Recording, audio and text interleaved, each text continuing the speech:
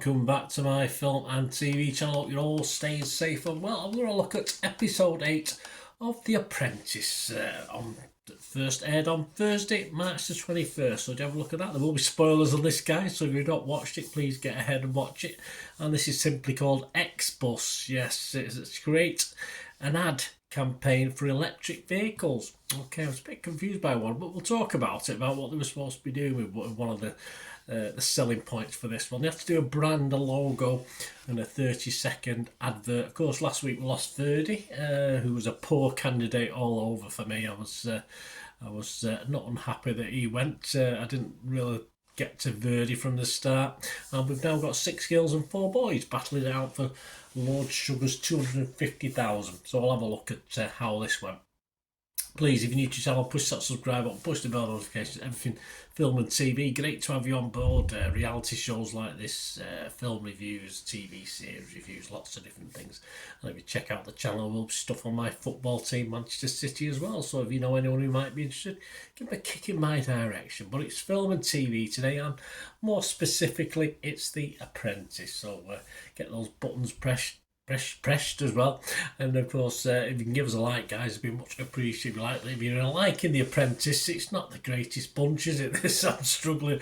I've got a top 10, but yeah, I'm having to look deeply at it, and it's now in top 9, of course. So yeah, we'll have a look at that in a bit anyway. Let me know your favourite 9 as well.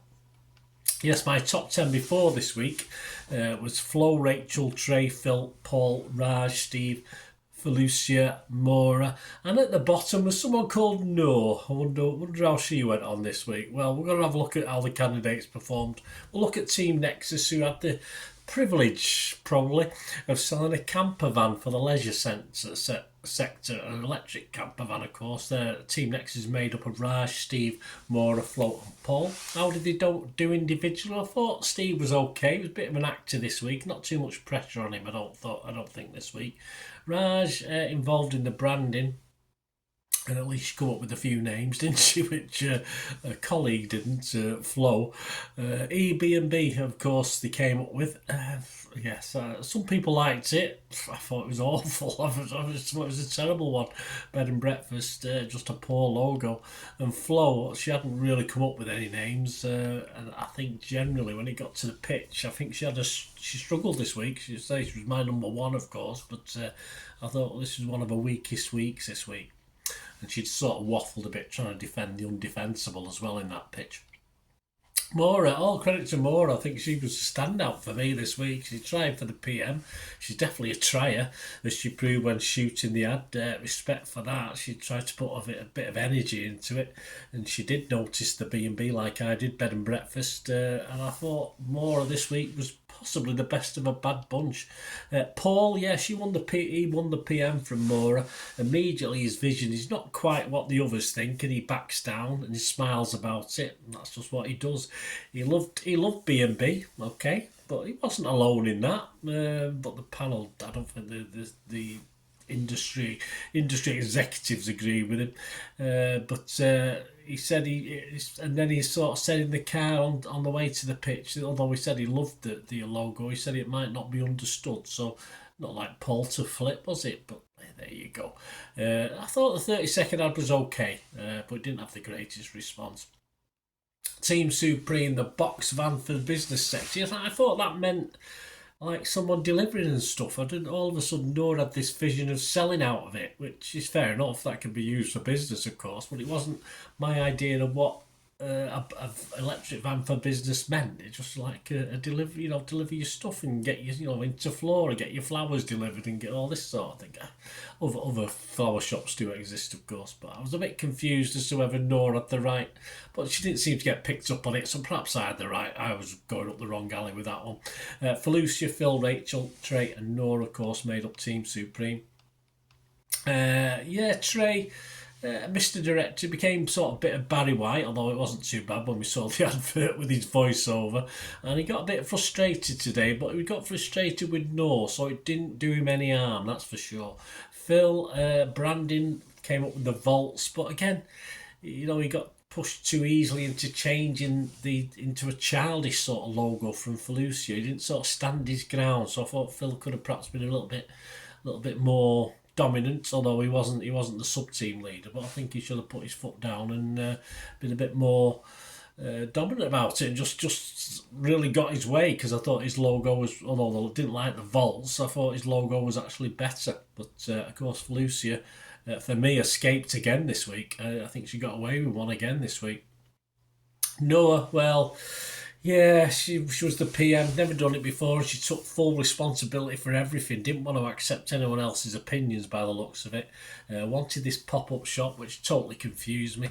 As I said, it wasn't the concept I would have gone with. And of course, she picked the actors where not one of them drives, so she couldn't have the van moving. Big mistake. And she was just a very confusing PM, because she says she didn't take any advice from anybody. I don't think she seemingly looked well liked this week from her fellow contestants. And of course, she avoided the presentation as well, so not a good week for Nora, as we'll see. Of course, Nexus's Paul team won with the B&B, which shows how bad it was this week.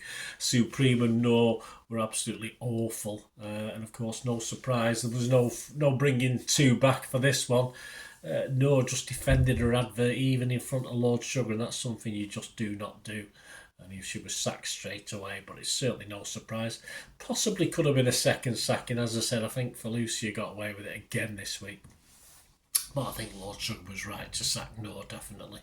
I think the You're Fired panel agreed, and I think the audience almost to a man agreed, although Noor didn't make an appearance on the backup programme.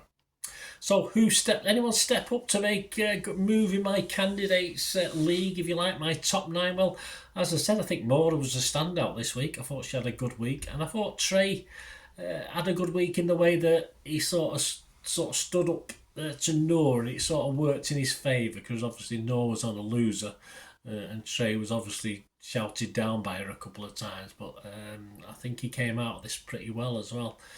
My top 2 isn't going to change, but it could flip-flop. I've still got Flo as number 1, but after Rachel was slightly better today, I certainly wouldn't be averse to Rachel being number 1 as well. So I've got Flo and Rachel 1 and 2, or 2 and 1, depending which way you look at it. I've still got Trey there in 3rd, and I've moved Maura up to 4th. Yeah, I've put her ahead of Phil, Paul, Raj, Steve and Felicia. I just thought she had a very, very good week, Maura, and I quite like Maura. She's very, I don't know what a business now is, but at least she puts herself out there and gets fully committed to the task, so that's very, very good.